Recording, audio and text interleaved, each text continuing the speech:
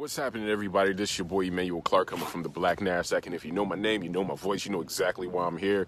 Listen, I'm in my hometown of Benton Harbor, St. Joseph, Michigan, getting ready for my first keynote speech, and I'm truly happy to share this moment with you guys because this is only the beginning.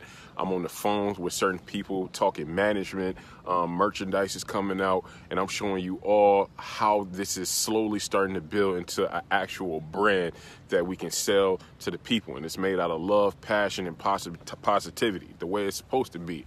But on IGTV episode 3, I want to talk about social media and the role, the negative role that it plays within our community.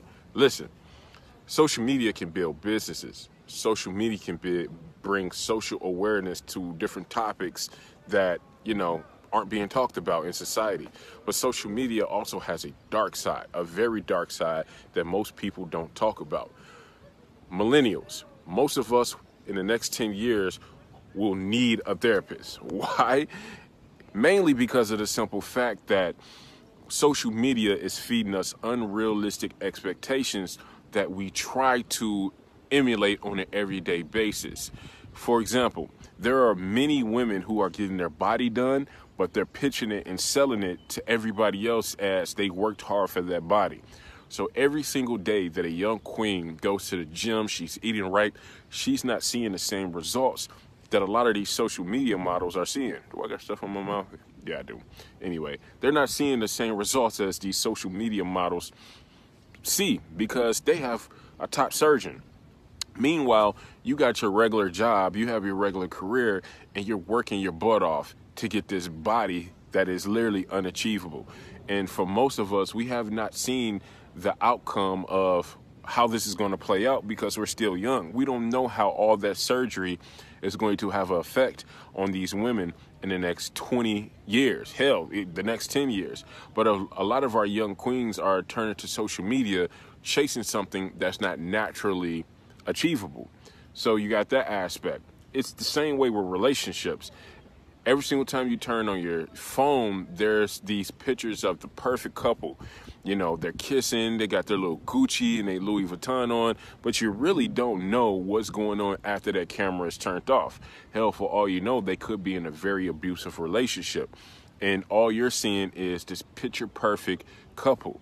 So there are a lot of fake and fictitious people putting these things on social media, and most of us don't know it. But in our mind, we're feeding this little demon every single day, telling ourselves that's the way we need to be. And statistics say 70% of people don't like their job, and 90% of people live paycheck to paycheck. By looking at those statistics, something's not correlating very well, especially when you look at the simple fact that everybody is posting their best version of their life, but then most of us don't like our job and most of us are living paycheck to paycheck. So many of us aren't as perfect as these pictures and videos on social media may appear. It is very important for millennial parents and millennials to acknowledge the fact that the things that you're on social media seeing are not realistic. Because when you educate yourself on these things, you can protect yourself from the bad outcomes of everything that comes with it. And that's something we're not doing right now.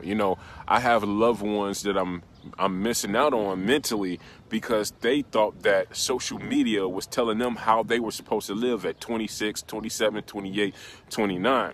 When in reality, when you're in your 20s, it's supposed to be straight grind mode.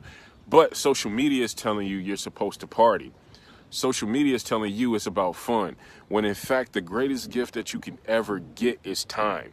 If you took the time out to grind in your 20s, your 30s and your 40s will be a lot easier. Then in your 30s, when you have kids, it'll be easier on you, the person that took time out to study and to put yourself in a better position for your kids instead of partying and buying these name brands. So it's important, number one, to acknowledge the fact that it is a huge problem that social media is putting these images out there. And they're not going to stop. We're only in the baby phase of social media.